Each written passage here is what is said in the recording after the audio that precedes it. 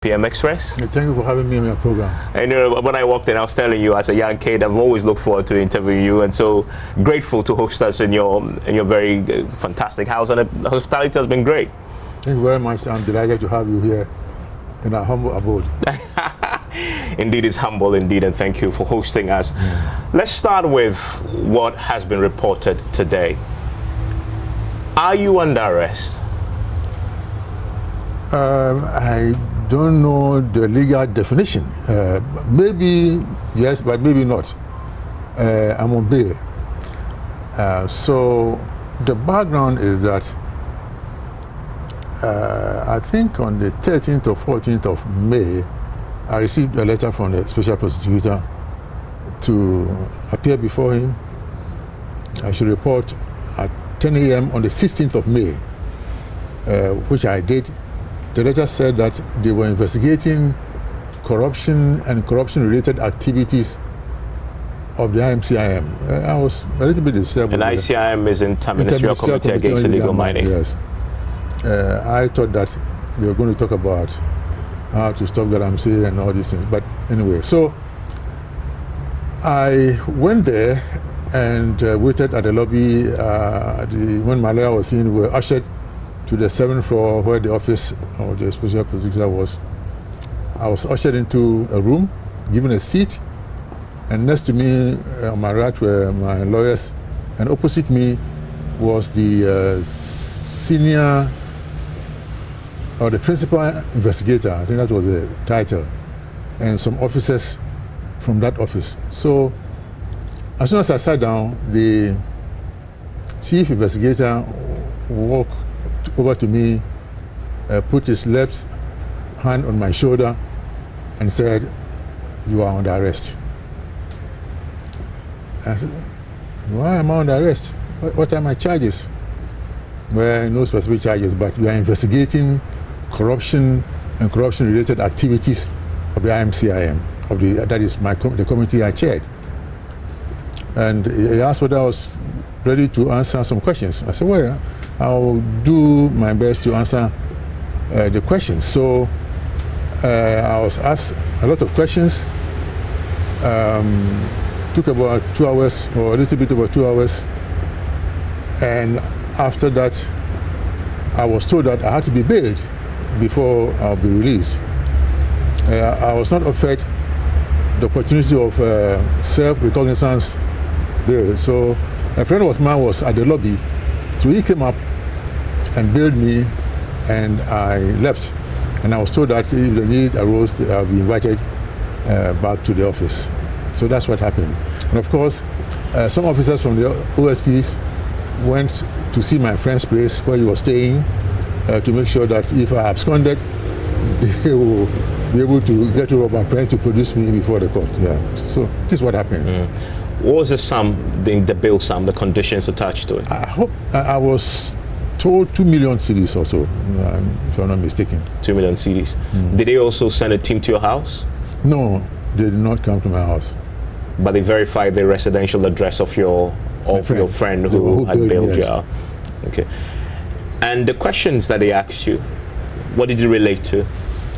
Relate to everything that we did at the IMCIM, but I'm not sure whether I can go over those questions because this is a prosecutor, they're investigating, and I don't feel comfortable, going over the questions. So if you will permit me, but it was a broad-based question, a lot of questions on many topics, and I answered as best as I could, and so that was it.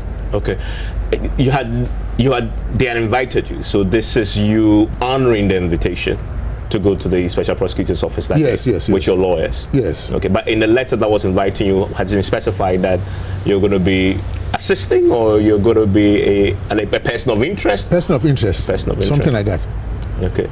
Around the work that related to the Inter-Ministerial Committee on Legal Mining. Yes. Today, we had heard and reported that it had to do with some expenditure around the IMCI's work, more than 300 million cedis that had been spent on drones, etc. Did anything like that come up in these questions? I didn't hear the figure of 300 million, but a lot of questions about drones and other things. As I said, I'm not very comfortable going over because they're investigating and they took notes, they did recording, so of what took place. So the important thing is that I was invited there, I was questioned, and I answered the questions as best as I could, but that was it. Have you been asked to surrender your passports? Have they told you can travel? You have to check with them if you do? No. There was nothing like that. Okay. So you're free to move as and when. If you want to travel, you could do it. Normally when these bills happen, they always have this condition that you have to check with them first. I've not been given any conditions, other conditions. Okay. Apart from the fact that if I'm needed, I'll be called back to the office, yes. You, of course, the chairman of the Interministerial Committee. Looking back to the work that you did, that has come up a lot, the controversy surrounding it. What would be your own assessment of that work? We did a brilliant work. Let me explain to you, because, when we started, the Ghana Small Scale Miners Association was blamed. Members were blamed for all the ills in the field, the environmental pollution, degradation, and so on. So Ghanaians were certainly annoyed with the Ghana Small Scale Miners Association. So we engaged with them, and there were about 3,400 or so of them that we engaged with. And they said they had challenges. For example, when they applied for licenses, it took them 3, 4, sometimes up to 10 years before they got their licenses. Sometimes they didn't get them at all. So when their license delayed, then they will go to the field and mine. 2, they did not know anything about sustainable mining. And so we had to take them through a lot of things. We developed a software which we call Galamstop that will aid in the registration of licenses.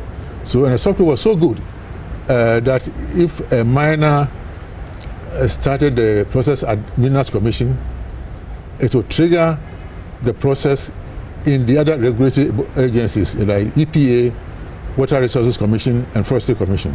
So that within 3 months, they should get their licenses if everything went well. And we took about 4,000 of them to Takwa to study sustainable mining. And so after all these things, we were able to vet them, make sure that they registered their companies, and everything went very well. So within about 6 to 9 months, the period that they were asked not to work, we were able to register some of them, license them, thousands of them, and they went back to work. And they were working very well. Nobody was harassing them because they were doing things very well.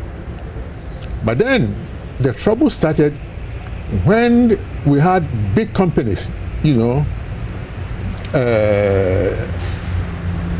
were sponsored by big people who were not members of the Small Scale Miners Association, and they were in the field doing whatever they want, and that was a problem.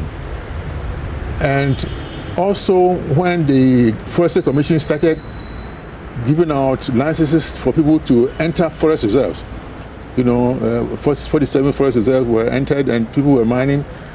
You see, a forestry entry permit does not permit you to mine. Just go there and start prospecting, So we had these companies, and that is how we started getting into trouble when the forests were entered into the rivers. People were working on the water bodies. Even there, we worked with the Small Scale Miners Association. They had a task force. We were able to displace all the people working in the water bodies, those who were polluting the water bodies. So when we came there, we took away all the equipment and carried them away. We were not burning them on the water bodies. So each set of equipment will cost about 25 to 30,000 cedis.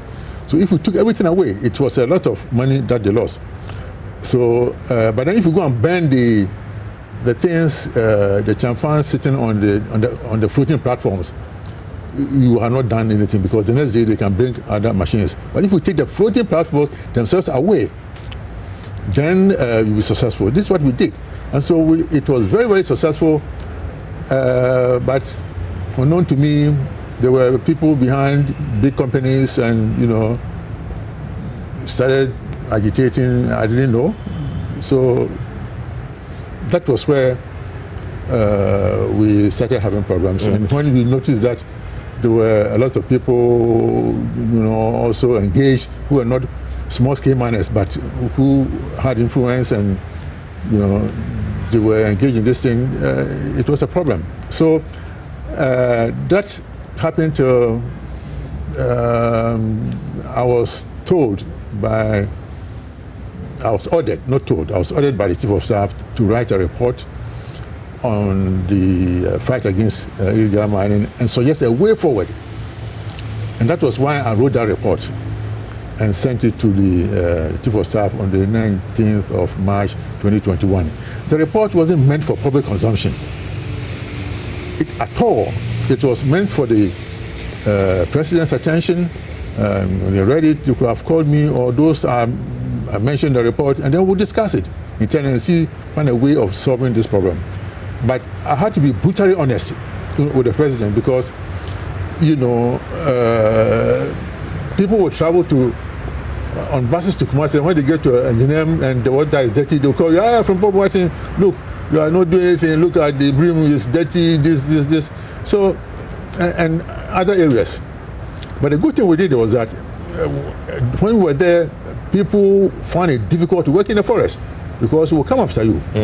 And this is something that we'll interrogate a bit more. But I need to ask you, considering that you assess your work to be successful. Yes. Surprised now that the officer, the OSP, puts his hand on your shoulder and says you're under arrest.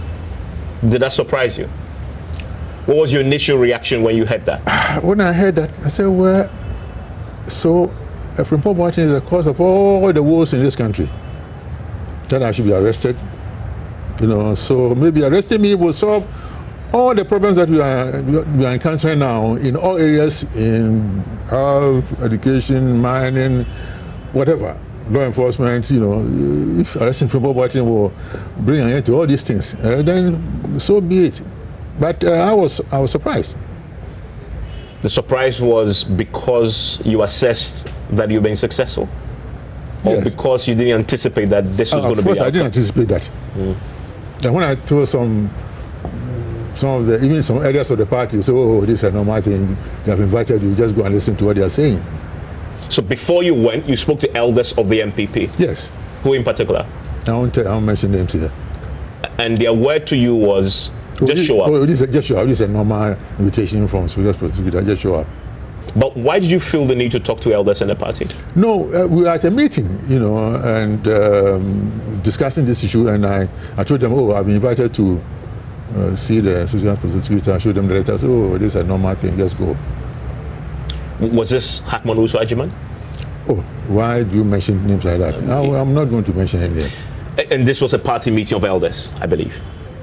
Yeah, there are a lot of elders in the party. Why don't jump on somebody who is maybe enjoying his dinner somewhere and you mention his name? It's not fair.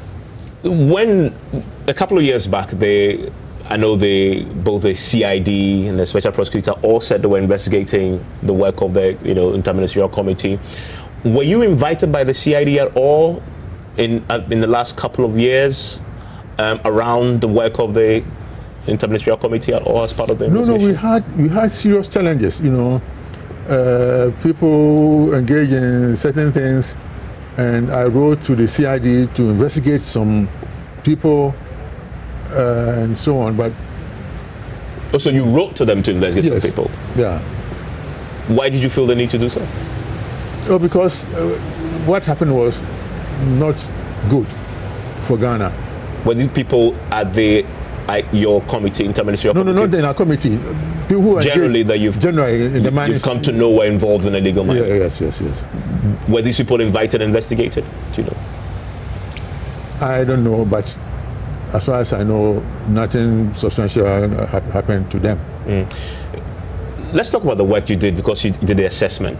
The work that you did was also significantly dogged with some, controversies. The missing excavators, for example, was one. The drones that the committee bought, at the last count that I checked, it possibly could be around 200 drones that were bought. Is that accurate? I don't know. See, let's not confuse issues. The committee bought some drones. The Ministry of Lands and Natural Resources also bought some drones. So don't put them all together. Yes. So yes, we bought drones for Operation Vanguard, for the districts, and so every now and then drones will released to Operation Vanguard. Yes. The special prosecutor is looking into all this. Do you find it legitimate that at least the missing excavators is probed and some other expenditures? Yes, sure. Yes, it's legitimate. I mean, this money is belonging to the people, and so we should all account for our stewardship.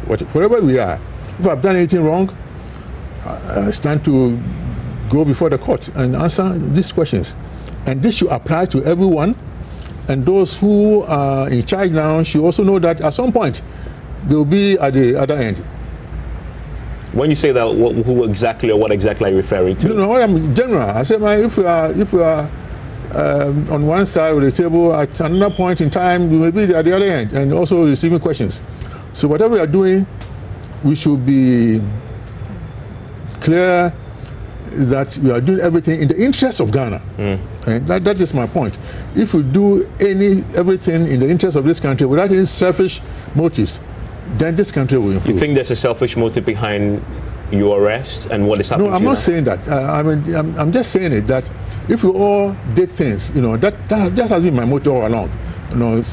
Since I came from Germany, planned the National Cardiac Transit Center at the age of 39, bought this center without one city's contribution from the government. I'm talking about the block, and done many things, and all in the interest of this country. Never thought about myself. If I were a thief, I would have been one of the very rich people in this country. So what I'm saying is that if we all thought about Ghana, had the interest of this country at heart, we will not be where we are now. When I asked you about what is happening now, you said, you submitted yourself to the process. You believe it's legitimate for them, the prosecutor, to look into those things that happened under your tenure, but you believe others must also be held accountable. Is that a fair recollection of that? I'm saying that if not others, as we go along in life in this country, others who have the power now or who have the influence now should know that at some point they should also they will be held accountable for what they are doing. Do you feel you're being victimized? I think so. Why do you think so? What have I done wrong in this country? If 0.001% of people behave like what I've done, this country will not be the way it is. I mean, look, I bought a whole hospital, trained people, Ghanaians, heart surgeons, trained people from Nigeria, Ethiopia, changed Kolebu. After Goggisberg and Nkrumah, Frimpong-Boateng was the person who added structures and systems to Kolebu, with internally generated funds, not money from the government. I changed the way Ghana Red Cross functioned. As chairman of the PRIC, I did a lot for this country. And as minister, I introduced a lot of things. If I pursue them, we have made a lot of change in this country. The things that I initiated when I was minister, most of them have been abandoned. So what I'm saying is that I'm not perfect, but in all my life, throughout my life, I have always thought about Ghana, the poor people. I know where I'm coming from. If there were people in this country, or there was someone in life who did not have any chance to succeed, I would be one of them. But by God's grace, I'm here, and I know that I came to this world with nothing, and I'll leave with nothing. So whilst we are here, let's do God's work, to care for the last, the least, and the lost, the poor people here. Let's work for them, And when people get power and, they think they can do whatever they like, I think it's very sad.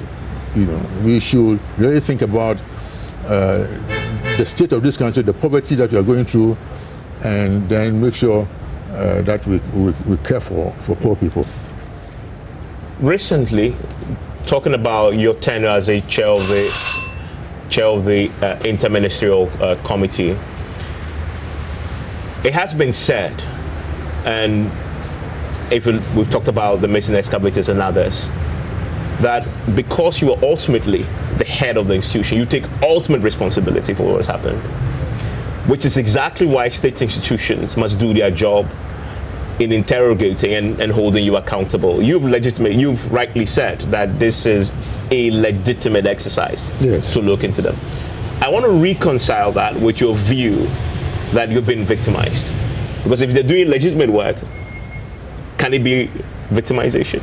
No, you see, I mean, you are sued by somebody, you receive the writ or the writ of summons one day, and 2 days later the special prosecutor also sends an invitation to you, and then, you know, if you look at the sequence of things, you'll be a fool not to think that they are not related. I don't want to go into those things, you know, but in the end, let's think about what we all have done to move this nation forward with our own, not with state resources or not with the people's money, but what we have conceptualized and brought into being to move Ghana forward, you know. And then we'll see who loves this country and who doesn't love this country. Let me put to you a few of the things that have been said since the publication and even before then. You've been accused of also being complicit in the illegal mining trade whilst you were the boss. I'm pretty sure you've heard that accusation against you. Were you ever complicit in that? Listen, this was a subject of investigation by SHRAG for 4 years.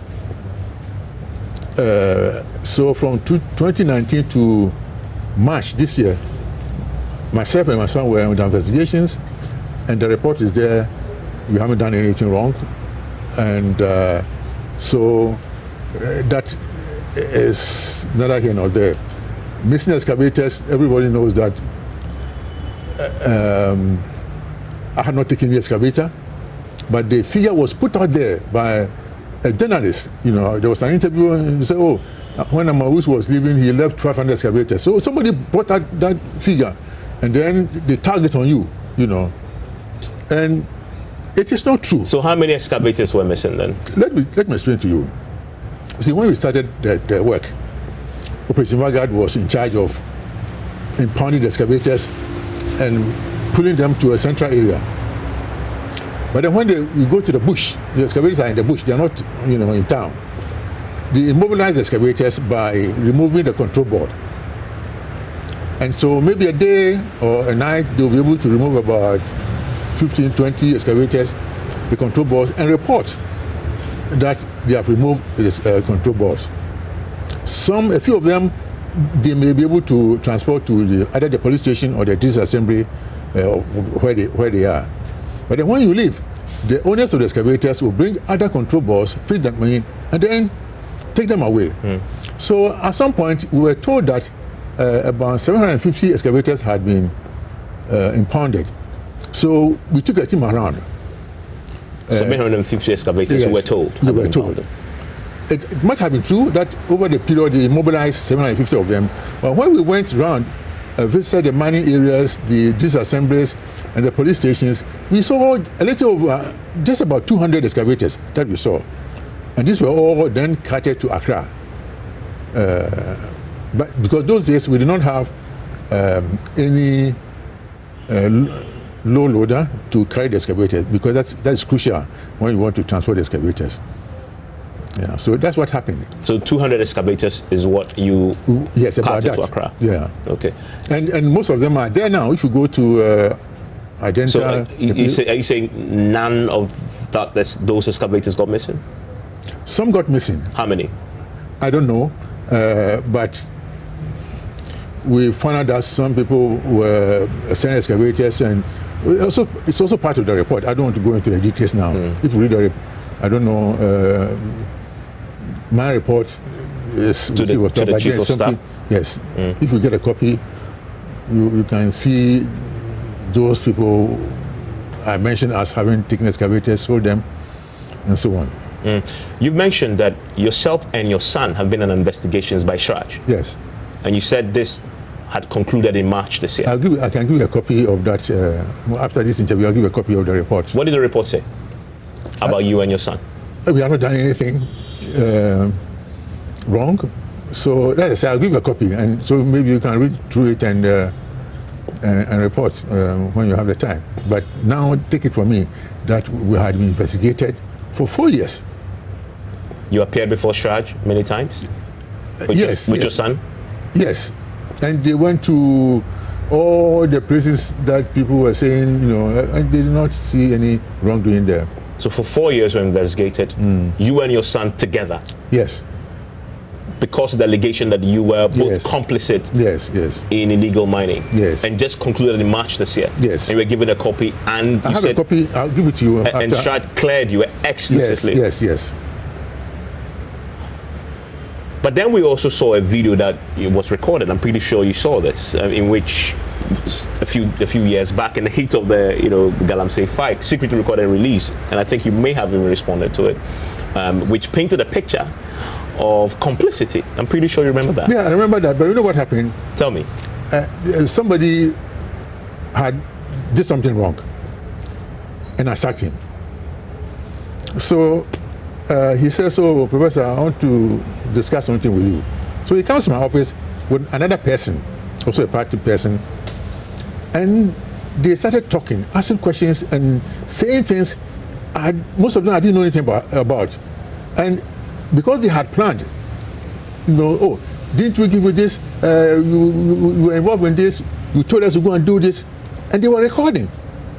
It was a secret recording.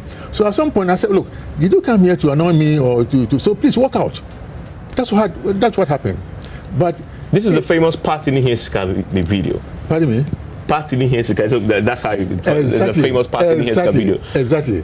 So, and they will ask a question, you answer, and then they'll bring something which is strenuous. You don't know what they are trying to drive at, but then they will try to implicate you. Say, "Oh, you sent us to do this, we gave money to you," and that kind of thing. And they were recording it, just to create a very bad impression.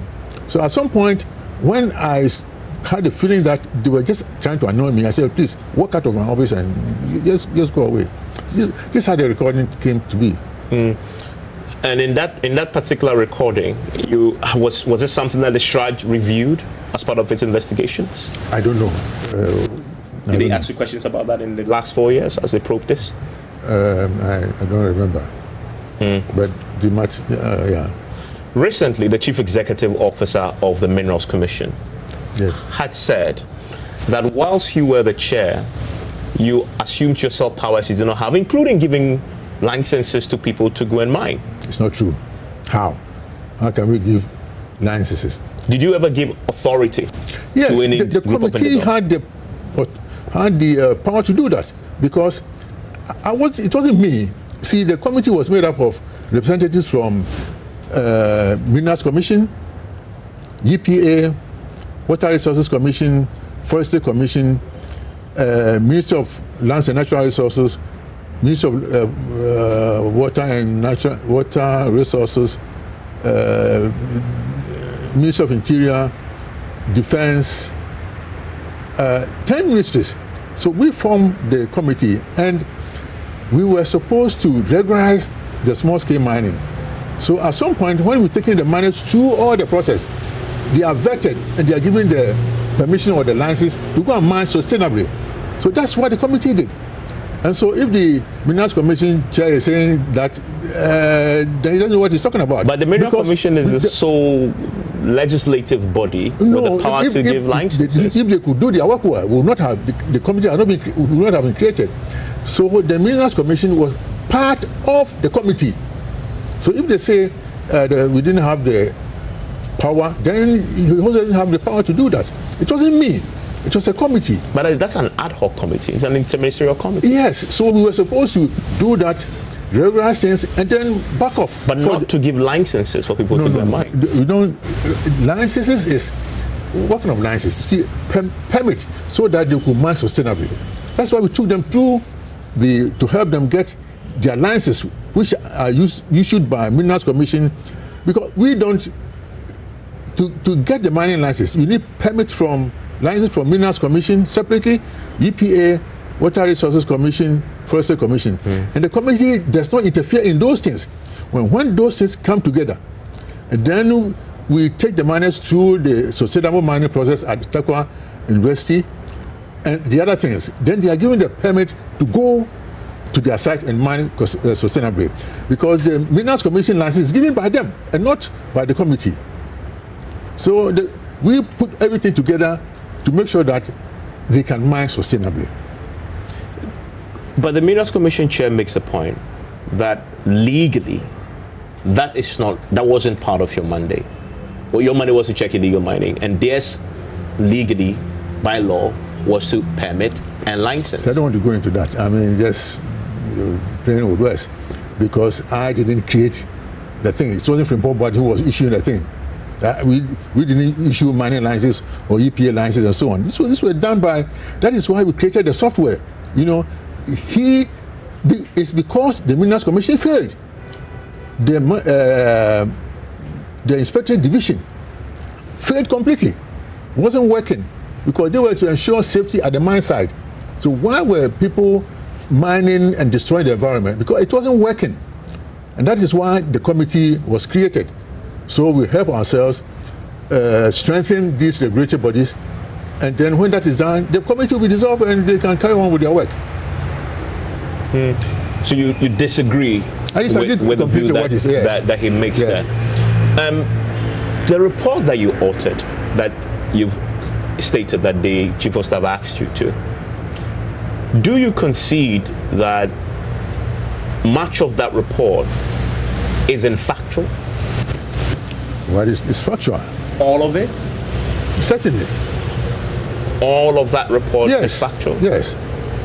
Because we've heard from both the Attorney General and the Presidency, who both maintain that report, a lot of that report, isn't anchored on fact. It is actually personal vendetta. Use that document as I don't think the presidency will say that. But it has been suggested that you used an opportunity to settle personal scores with people. No, that is wrong. Okay. I have to be honest, because if you are doing something that important and some people who are influential and supposed to help are doing otherwise, you have to say the truth. I mean, I could have written a lame report, Mr. President, everything is working fine and so on. But things are worse now, even now, and getting worse by the day. So I have to be very honest with the President and stay. Look, I have written my report. If the Attorney General or anybody wants to classify it as being hearsay or this, it's up to them. I'm not saying that the report was not. So what is factual? I mean, you can even take the Constitution. What is factual in Ghana? Look at where we are now. What is factual? So I write a report, and what I think is an honest report to you. It's up to you. You see, information is what the importance of information is what you do with it when you get information. So if I've given a report and you say it's not factual, it's been data, and you want to ignore it, fine. I'm okay with that. There's a lot more to talk about, because I know you're very passionate about this subject and many other things. And many of the people that you had mentioned in that report had issued statements or had gone public to deny the accusations that you've leveled against them. And of course, you've started the process with the special prosecutor, which we now been clarifying that this happened a couple of weeks back, and you've been granted bail. I'm going to take a quick break. When I return, the issues that many of these individuals you mentioned had said never happened. The accusations leveled against them never happened. But these are your colleague MPP folks, friends of yours even. And the suggestion is that, have you falling out with your own party? Have you falling out with the president, who obviously nominated you and confirmed you as minister, to the point where maybe you want to burn the bridge on your way out? You want to stay with us? I'll get his view on that. Professor Frimpong-Boateng is a former environment minister and chair of the Inter-Ministerial Committee Against Illegal Mining, and he's spending time with us on PM Express. After this, we'll get his thoughts on the specific allegations and individuals that he's named in there. Stay with us.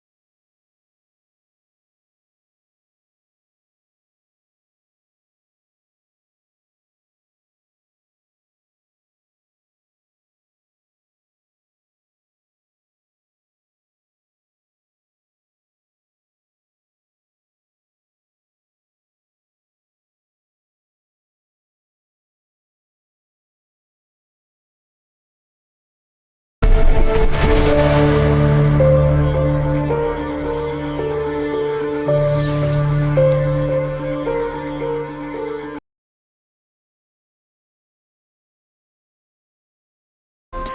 and welcome to The Baby Doctor with me, Bernice Abubeidulansa. So the baby is forming nicely. The leg is forming nicely. One of my favorites is the one that when the baby is having hiccups, then they pull the thread of the napkin and put it on their head here. Or just a shot of whiskey on the child's head, you know, to kill the worms and, worms. you know, yeah, all these babies, a bundle of joy for all families. And the objective of prenatal care is to anticipate problems and prevent problems. Other people who are born naturally without the ability to produce eggs or make children. You can always be anything you want, but you cannot always have a child. Welcome you to The Baby Doctor. Your baby doctor provides a guide to your child's healthy life. On this show, we tell you how to keep your baby healthy every day, because a healthy child makes a happy family.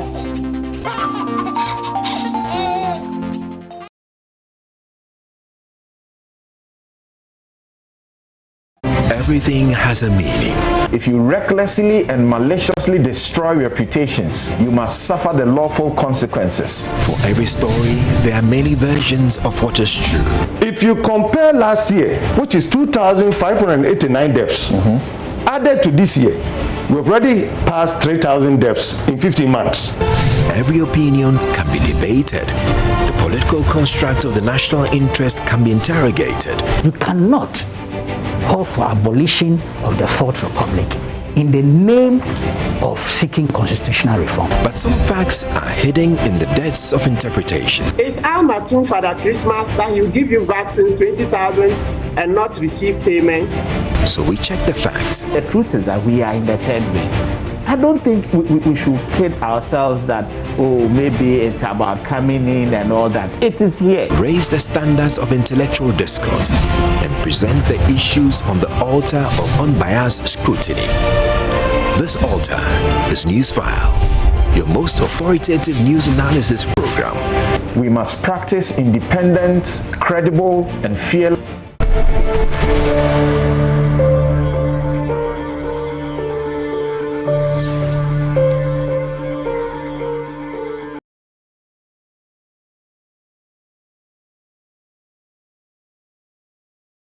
Thank you very much for staying with us here on PM Express. And our guest tonight on this special edition of the show is Professor Frimpong-Boateng. Professor Frimpong-Boateng is a former environment minister. He also chaired the Interministerial Committee Against Illegal Mining. And tonight we are live on the Joy News channel.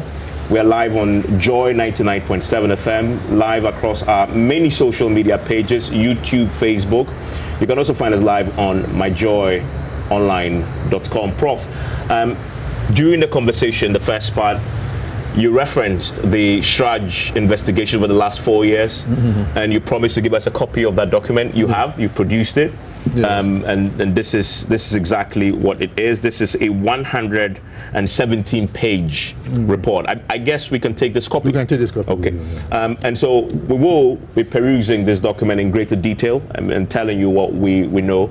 And whether indeed it corroborates what you've told us, that it exonerates you and your son, yes, after the 4-year investigations. In the report that you submitted to the Chief of Staff, you mentioned many names, accused of many things. One of them is Gabi Asaro-Chodako. He has sued you for defamation. Have you been served? Oh yes, I've been served. Okay, and what's your posture towards that suit? The what? Your posture towards that suit. Well, I don't want to discuss it. It's a case for the lawyers in the courts. Okay. Have you spoken to him at all since? Yes. This thing came out? Yes. He called you or you called him? No, it was a meeting with some elders. The two of us were there. Purposely called because of your report? No, because of...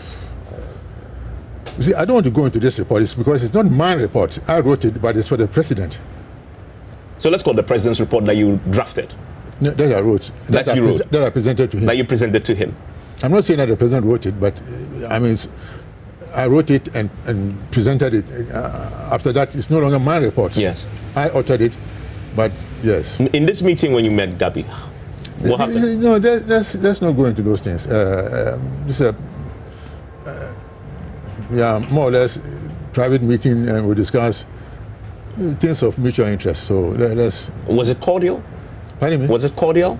Was that? Well, it was cordial, yes, of course. In spite of the things you said about him in this report. I haven't said anything about it. No, you said he called you and he was possibly trying to intervene. See, I don't want to go into that report because I wrote it, I've not published it. I don't want to discuss it. It is meant for the president, and I'm saying that if someone is saying that this is hearsay and my personal opinion and this vendetta and so on, if we ignore this report and we don't act according to it, and take lessons from it, there's no way that one can fight. He says you defamed him. You disagree? I said I don't want to go into it. I'm just asking you separately. He's taking a separate action. He says you defamed him. I've not defamed him. You haven't defamed him? No. How is that? Because he says what you said about him. As I said, let's not go into it. I mean, others will stray into areas which we are not supposed to. So, but you hold the view strongly that you haven't defamed Gabriel Chicago. Yes. Okay. And he says I've defamed him. That's for the court, up to the court to decide. To decide. Yeah. So. You also said. I appreciate what he's saying, but, yeah. But sorry, you were going to finish. But it's up to the courts to determine. You also alleged that even the president's house in Chebi, the frontage of it, the garden was affected. The Chebi chiefs. I don't want to discuss it. But it's a matter of fact. It's now, the president has commented on it.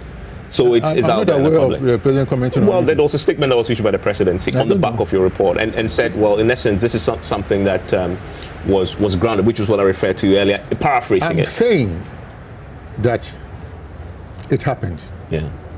But was the president's house, the garden, damaged by Galamsey? You don't get me. We were called by the caretaker that somebody was doing illegal mining in a field close to the garden. And so the president was not in town. So we should come there and rectify things. That's about 3-4 years ago. So we took an excavator and a bulldozer, leveled the place, and vegetated the place. You were there yourself? You supervised No, I wasn't there myself, but there was a team. A team went there. And they verified that the garden was affected? Yes, and the person who called us is there, is alive. Go find out from him whether what you are saying is not true or not. And I've mentioned the name. I mentioned the name of that report. So I don't want to go into that report. What I'm saying is that it happened. Listen, if we vegetated that field, if we had planted cocoa, it would have been yielding fruits by now, after 3-4 years. So it's not that you go there and you find pits, freshly dug pits and gullies and so on. This happened 4 years ago. The place was cleared, vegetated. And so what I'm saying is that it happened. So that's what I say for now. I asked that because the traditional authorities sent journalists there to verify the claim. And according to the traditional authorities, there's no evidence that the president's garden was affected by illegal mining. I don't want to argue with them. If they say it wasn't affected, I'm saying that we went there, and did what we were supposed to do. And I don't know why we should even argue about this.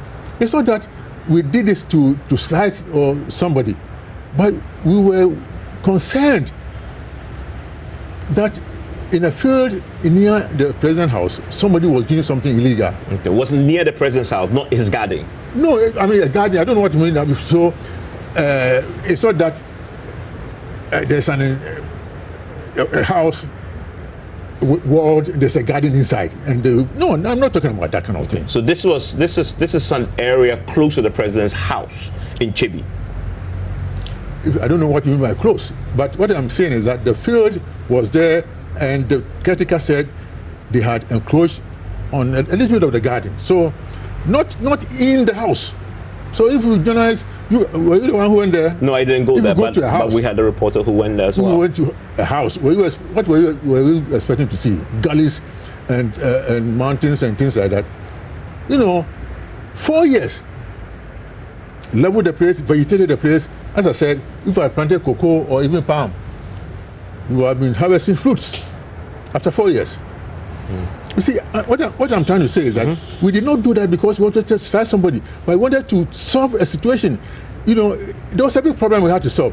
And the person was arrested by the police and taken to the police station. So you can go and check, go to do all the police records. Whether what I'm saying is the person who was doing activities affected the area. Yes. So let's not go into that. I don't want to argue with Nananom and Penfo Chebi. You know, they asked you to come and show them what happened, and they ordered you to come. Let's not go there. I'm pretty sure you heard that. No, I didn't hear that. Nobody sent any message to me to come and do what. Well, they were very upset with the allegations. I'm also very upset now. I'm very upset. I thought I was doing something good for the president and for Chebi, and now I'm portrayed as somebody, an evil person whose activities were designed to slight somebody or to ridicule people. No, it was a very serious matter. You know, we made enemies for ourselves in this fight against Galamsey, and we had problems. And so I will not sit down for anybody to intimidate me. We've chosen the wrong person to do that. We were doing the right thing. People were insulting us all the time, and in all these things, I don't know how many people could have done that job the way we did it, or the way I did it. And look at what is happening now. If things had improved now, but things are worse. We have virtually no forest reserve in this country. You know, all the rivers are polluted, and people are doing that with impunity. You know, the rivers, you still see these floating platforms there with the dredging and so on. When we were there, you dare not do that. You know, we had boats that will cut all the floating platforms and all the equipment away. And we had a project for that. You know, we had just started the foundry and machine tool project in atomic energy. The idea was that we'll carry all this metal to that place, melt the metal, and upcycle the thing. And maybe with the foundry, create, let's say, if you are doing road construction, the drainage covers of drains and EVP&T things. These are all important things. These are things that we could have manufactured from the metal that we were carrying from the rivers. So there was a plan in place. And if people will not study it and demonize Frimpong-Boateng, demonize me. How many people have done for this country what I've done? Tell me. You know, from a very young age, only think about Ghana. If I've committed some error, fine, I admit it. But not when people are pursuing their greed and you point it out and you are demonized. That annoys me sometimes. And I think I will not allow myself to be intimidated by anybody.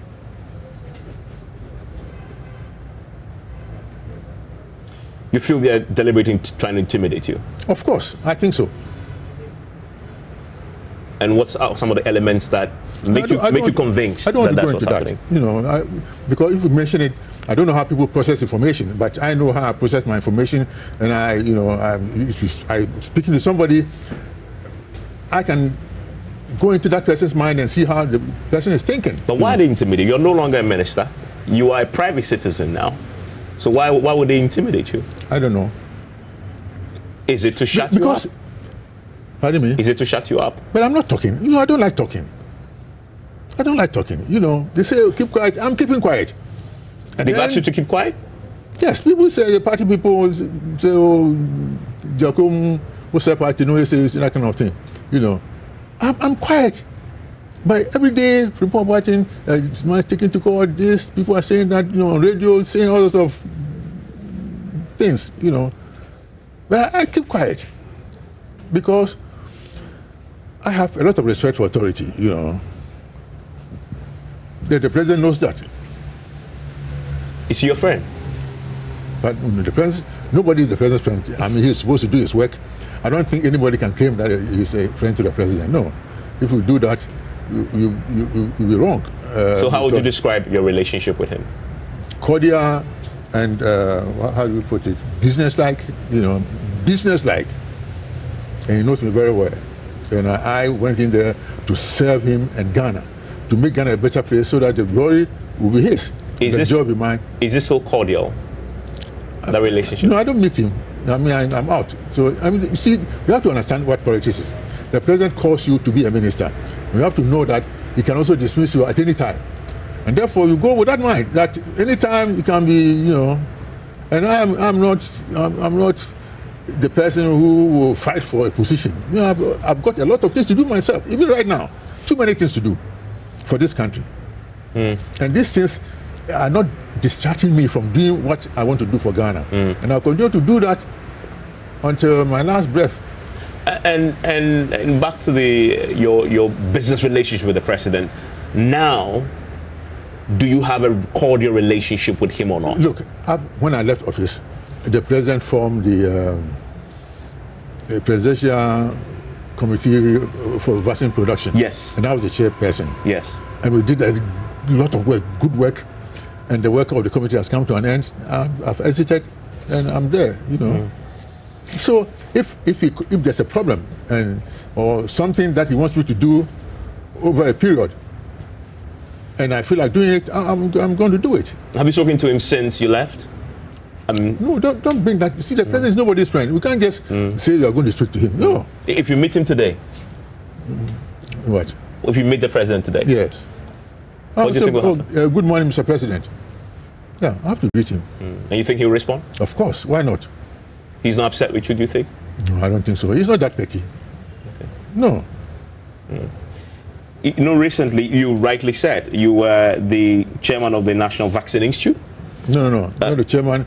I was the chairman of the Presidential Committee for Vaccine Development and Production. Vaccine Development and Production. You remember we were supposed to test up that vaccine institute. That was part of our mandate. And you did it. We've done it. And recently that was inaugurated. Yes. The president, your name was conspicuously missing from the list of people who play the part. No, I had exited already. Yeah. As chairman of the committee. Okay. And so that's why your name wasn't there. That's why but were you invited to the ceremony at all? No. Okay. You didn't feel that was No, I didn't feel that. No, I wasn't offended because I was no longer the chairperson, and I had written to the president that my work had come to an end and I would like to exit. Do you have any regrets chairing the Interministerial Committee Against Illegal Mining?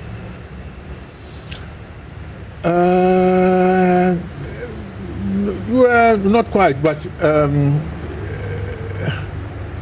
it was very challenging, and if I had anticipated, you see, I did not anticipate the things that I experienced. The involvement of party people and government appointees. When I say party people, it's not only MP people, NDC people. You mentioned it in your report. I mentioned the report. I think you said either in the central Western region. Western region. Yes, you found that NDC were more involved. No. So I don't want to discuss it. This is your report and it's public now. No, it's not. You're not running away from your own report, are you? No. The thing that is public was leaked. I didn't leak the thing. That's true. But it's out there already. Well, fine. But I don't want to go into the details and mention things. But what I'm trying to say is that I did not get the protection that I needed. From whoever, But there must be people who you expected to protect you whilst you did your job. To carry out this very difficult job. Is it the president that you expected protection from that you didn't get? The thing is that what is happening now? See, the forests are being degraded at a very fast rate. The rivers are gone. You see, a river has certain functions. One, habitat for fish and other aquatic creatures, for drinking purposes, for washing, for irrigation, and for transportation. Now, these rivers that we have polluted cannot perform any of these functions. You can't ride a boat on it because it's silted, debris, tree trunks, and trees like that. You can't drink it, you can't use it for irrigation, nothing. So the water there is good for nothing. So we don't have any rivers. Most of them are polluted. Apart from the Volta and Afram river, all the others are polluted to some degree. From white water, red water, black water, Tano, Ankobra, Pra, Ofin, Brim, and all these rivers, So, if things were better after my exit, or when people criticize this report and they say it's hearsay, it's nothing, and you put something in place which is better to fight the illegalities and the destruction, then one can give credence to what people are saying.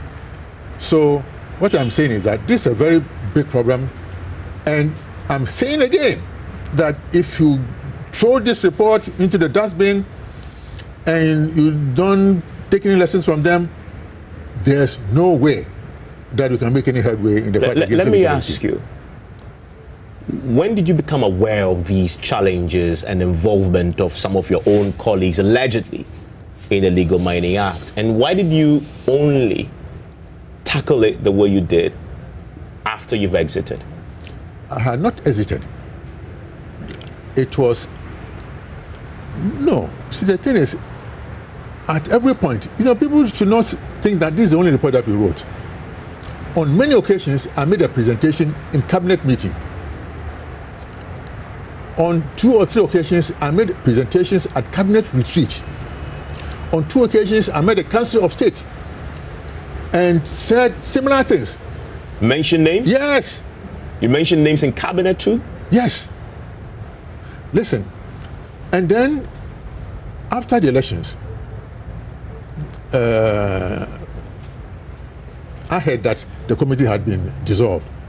So I wrote a letter to the Chief of Staff in February, I think on the 5th of February, that I've heard that the committee has been dissolved. So I want to hand over the things to her office and so on. And so when I catch said, yeah. So, and then some time later, end of February or so, she made reference to the letter that I wrote initially and said, I should write a report on the activities of the IMCIM and also suggest a way forward for the president's consideration in the fight against illegal mining. That is why I wrote this particular report.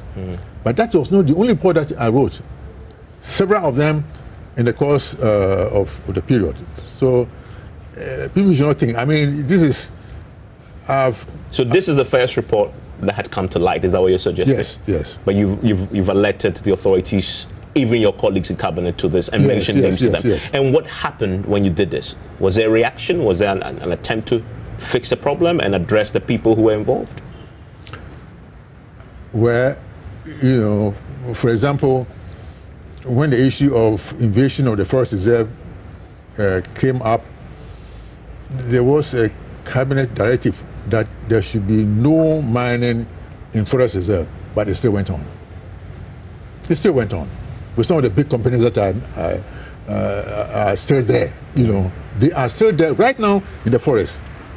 And people should not assume that they are not there. There are people in the forest reserves mining and destroying the people on the water bodies. There are people doing illegal things. Yeah. You are a human being like all of us. You bleed when I catch you. How are your family? How are they reacting to everything that has happened in the last few weeks and months? Well, it's tough, but not even my family. The close family don't understand. We've gone through a lot, from Germany, coming here to set up the cardio center, the problems that we went, horrible things. If I've written 2 books, I'll give you copies. We go and read. Then you understand.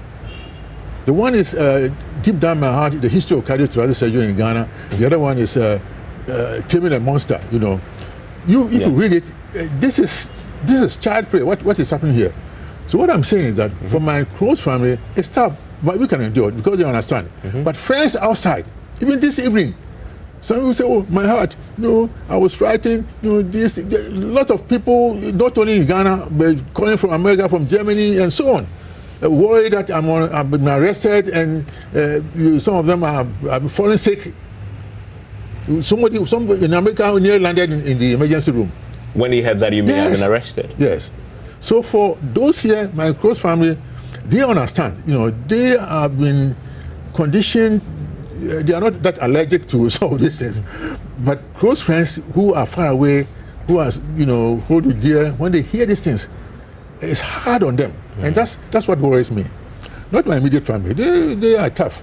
Now that the OSP has started this and they say you've been arrested, what do you think about the prospect of you being prosecuted and possibly being convicted? Does that worry you? Does that give you sleepless nights at all? I don't. It doesn't worry me at all. But if prosecuting Frimpong-Boateng and all these things will solve the problems in this country, look at all the bad things that have gone on. Look at all the corruption that is going on everywhere. And if this is the only thing that bothers whoever wants to investigate, fine. I'm saying that life is not static. At some point, somebody will be at the opposite end, also receiving the same treatment. So is it the most important thing to worry any investigator? I'm not saying that if I've done something wrong, I should be let loose. No. But looking at what I've done, for this country, as I say, I'm not an angel, and I know there are many wrong things that are going on now. If it is the only thing that worries Ghanaians and those in authority, when I'm saying authority, I'm not talking about the Jubilee House, but those who have the power to do things. People who don't have any political power or something, but they are very powerful. Just how they want to do it, so be it. Let them go ahead. There's a real possibility that you will be prosecuted. They're fine. It's not daunting at all? No. Why? You're not scared? No, I'm not scared. Why should I be scared? The possibility that you may actually be convicted? Yes. What kind of possibility? I don't see it. But if that is how, look, in this life, even the Son of God, Jesus Christ, the sinless one, was convicted and killed. So if bad people want to kill you, they know what to do to kill you. This is what I want to say. If people who have the power to do things really want to ditch you, they will know how to do it, because it's happened even to the sinless one. Are you still a member of the MPP? Which one? The MPP. I'm still a member, of course. I'm not resigned from it. Yes. Yet? Do you plan to? No, I'm not saying yes. I thought I heard yet. No, so you haven't resigned? No. You have no plan to resign? No. You're still staunch and contributing member of the party? Yes. But this is the governing party? But the state of the party now is not it's different from what I knew it to be. What's the state of the party? They should know it, You tell me. I mean, you're an insider. I don't know. I'm not happy with the state of the party. Why? Because things are not going well. In what aspects? Look at the state of everything, economy. Look at everything. From industries, banking, agriculture, education, and mining, pollution, environment, and so on. Look at all these things. And this party is supposed to be the one carrying the burden, forming the government and carrying the burden. But if we still have these problems, then we cannot say that we are happy with the state of the party or even the government. I mean, many of your colleagues in the party who are in positions of authority have argued circumstances. You're just victim of the party and the government is a victim of circumstances. No. That is why. Victim of COVID. Victim of. No. You can organize in such a way that you will not always be a victim.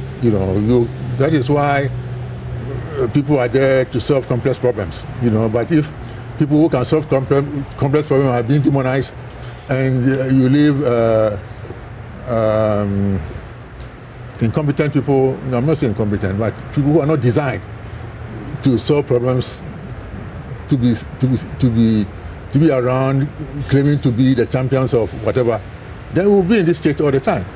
People who can solve problems like yourself? I think I'm designed to solve complex problems. But you didn't solve the Galamsey problem. I did, except that people who were supposed to know better did not do what they were supposed to do. It's happening now. Why are we destroying the forest reserves?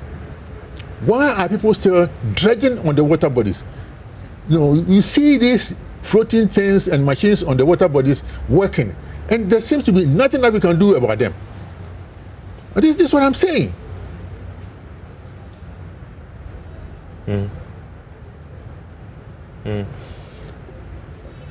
So here you are, a committed member of the NPP, your party is in power, and you believe you are being intimidated.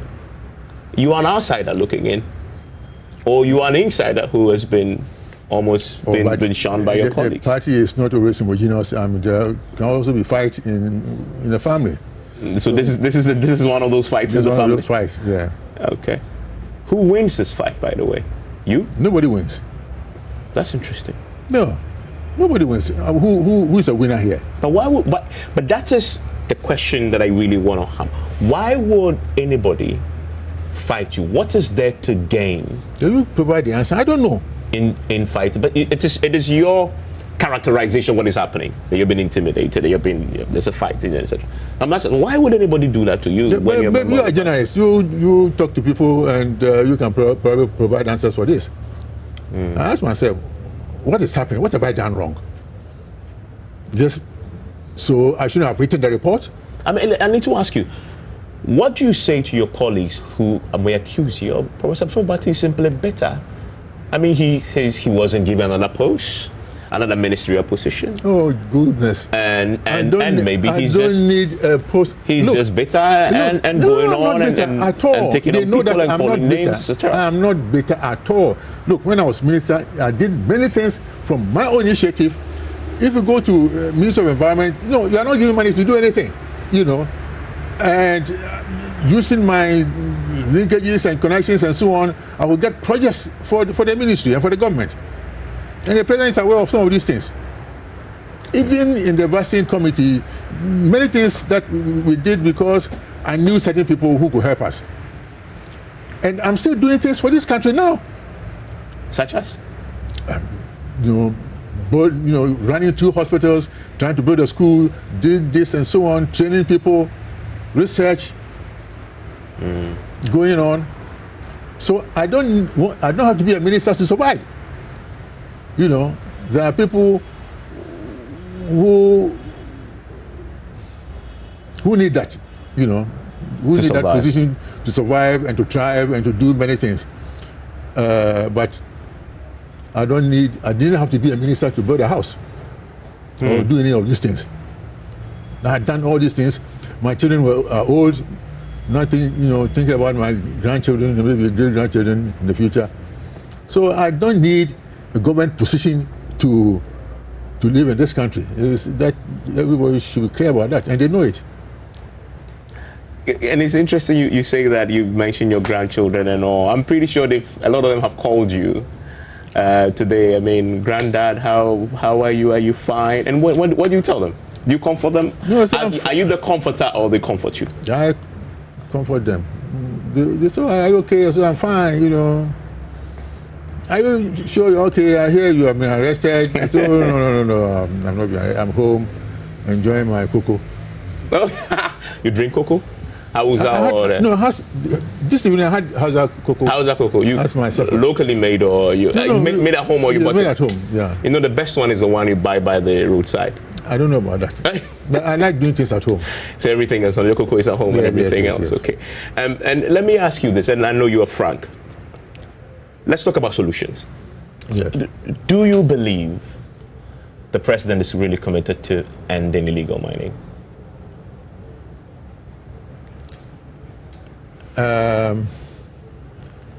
Maybe committed, but choosing the wrong methods. Okay. I'm not saying, he says it. If he says he's committed, I cannot disprove it. But then if we look at the methods that are being, employed, people are doing whatever they like. then it's not likely that this illegal mining will stop. You know. So what method? And I'm not expecting this thing to improve. Why? Because honestly, even in the best of times, when the economy was good, people were doing illegal mining. Okay? And there's somewhere in the Ashanti region whose wealth is based on mining. In a time of economic crisis? No. Even the best of times. That is so. Economic crisis, next year will be election year, people need money to campaign and so on. I don't expect that this thing will stop anytime soon.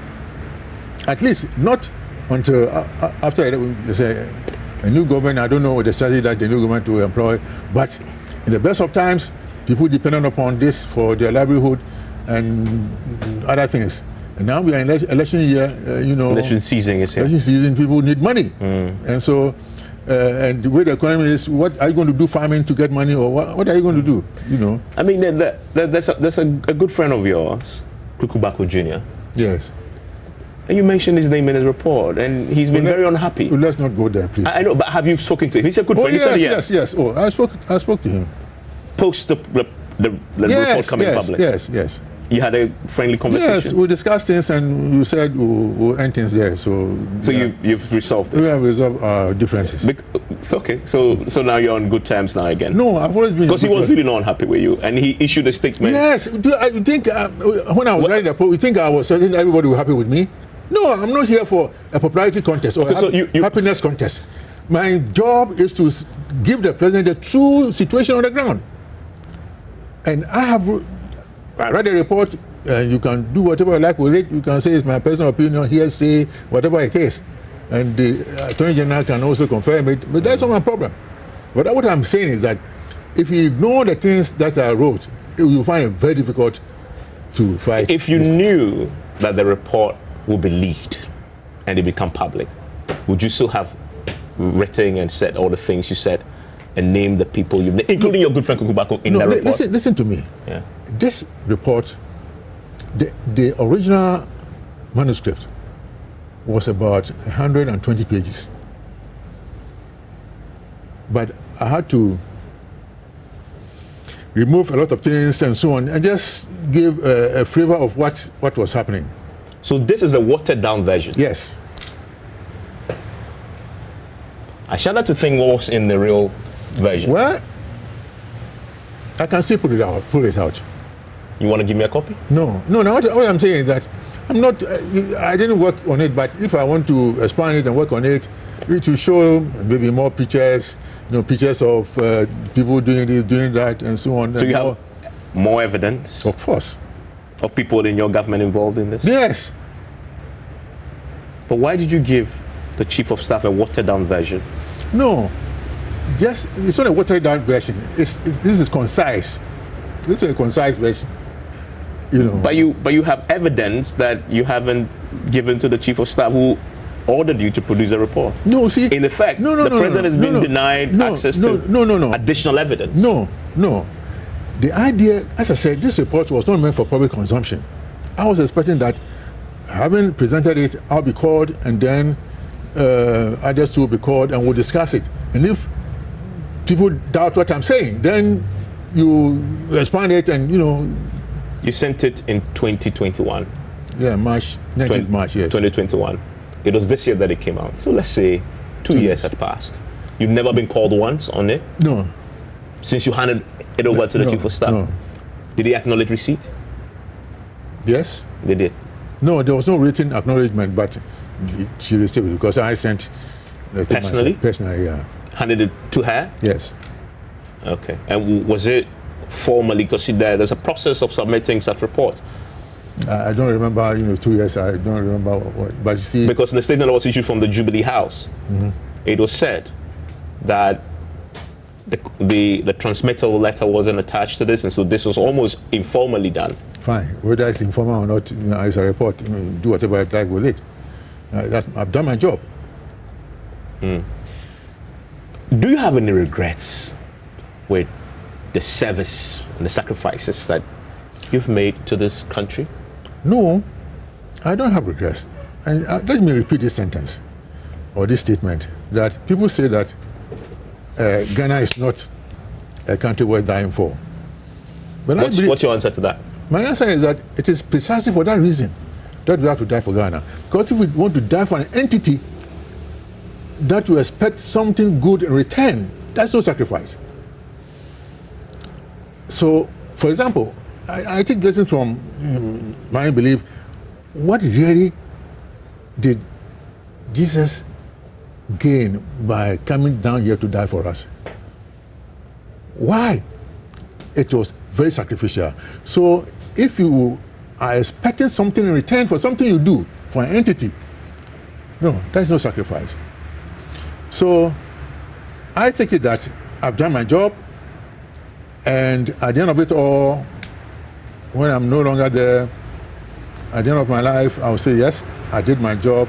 I tried to make Ghana a better place. I tried, with all my mistakes. But I don't think that with all these mistakes, you can find many people who have gone through and done what I've done in this country. This is what I want to say. Will you continue to do it? I'm doing it all the same. Every day. So your last breath? Building things, working in the hospital, operating, teaching people, doing many things. Collaborating with my friends outside in areas of research and so on. Professor Frimpong-Boateng, thank you very much. Thank you. And thanks for the hospitality. I should come back for some of the cocoa. Yes. I like the one by the roadside, but I would like to try. I haven't had one that is done. The Awusa cocoa down home, my friend Akosa, he likes that one too, with Kose. Oh, that's Professor Akosa? Yes. Okay. He likes the one by the roadside with Kose? With Kose, yes. How do you like yours, with Kose or with bread?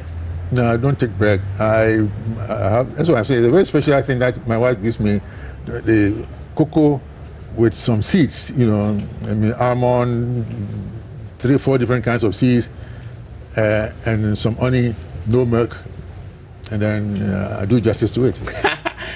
You should invite me, because I would love to have it. Thank you, Evans. I'll come for that.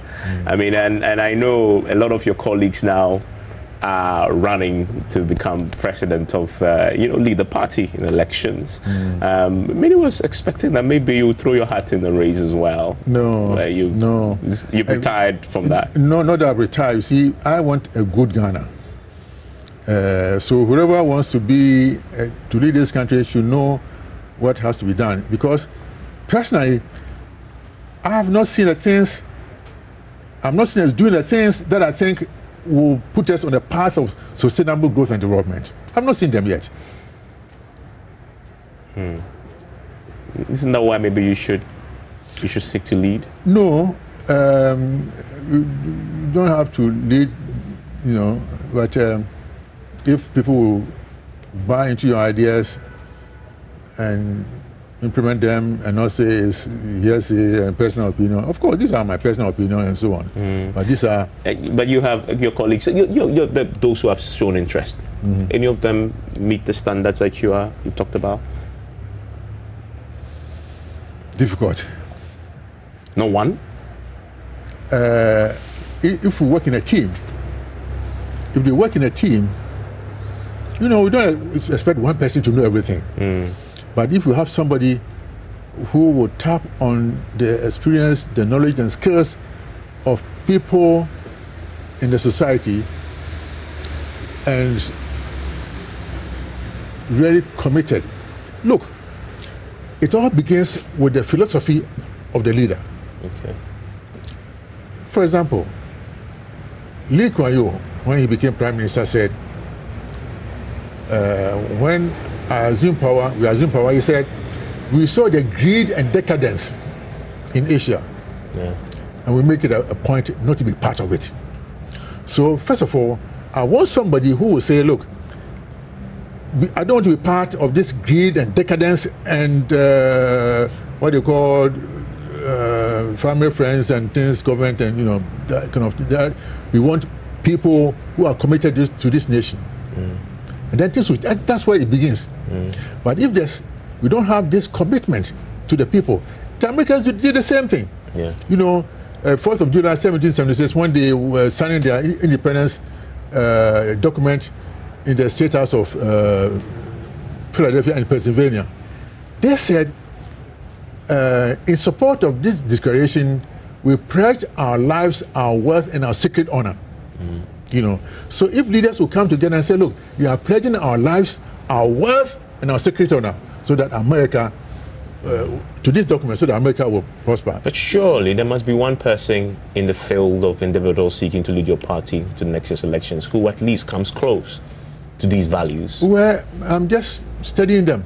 But you haven't found one yet? They have to come out and tell me how things are going to be different. Are you saying that so far you haven't found one, you haven't had one who... No, I don't want to say I haven't found one. Okay. They are there, you know, good people. We're just studying them. And then I'm not emotional about anything, support people because he comes from my area or this. I want to support somebody who will say, I'm fed up with the greed and decadence in Asia, as Lee said. So you haven't had anybody say that yet? Listen to me, and then the American said, I'll pledge my life, my wealth, and sacred honor for the prosperity of this country. Because the poverty is crushing. People don't see their future in this country. You don't see any plan that you work towards. I mean, for example, you. What do you see that will convince you that if you do this, you will be contributing towards the growth of this nation or development? That Ghanaians must see that, so that when we are working, you know, we are working with our whole heart for the good of this nation. It's been a great 1 hour 30 minutes with you, and wish you all the best as you continue to serve this country, you said, and of course in your issues with the special prosecutor. I don't have issues with the prosecutor. He invited me for a discussion. Well, let's say, don't call it issues. It's your, you know, the interactions. Yes. That you're having with the special prosecutor. Yeah. We hope it ends well. Yes. I hope so too. Thank you very much, sir. Thank you for coming. Professor Frimpong-Boateng. Yeah. That's Professor Frimpong-Boateng talking to us on the special edition of PM Express indeed. We talk about everything else, including he invited me over for a special cocoa dinner, and I'm looking forward to it indeed. Enjoy the rest of your evening.